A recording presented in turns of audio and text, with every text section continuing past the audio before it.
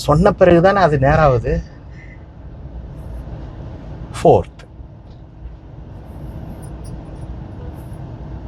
நேரா நீங்க கிராஸை தள்ளுறீங்க, அதுக்கு விரல்ல தள்ளக்கூடாது. கண்ட்ரோல் மாறிடுது. அதாவது அட் அ டைம் ரெண்டுத்தையும் உங்களால கவனிக்க முடியல. கிளட்ச் எடுங்க, அதை ப்ராக்டிஸ்ல தான் பண்ணணும்.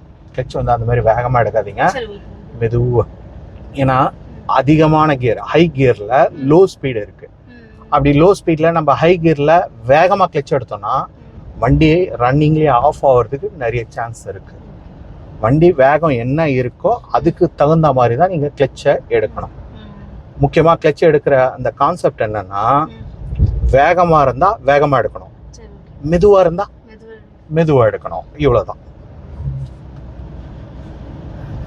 ஓகே, இப்போ நமக்கு வேகம் வேண்டாம்.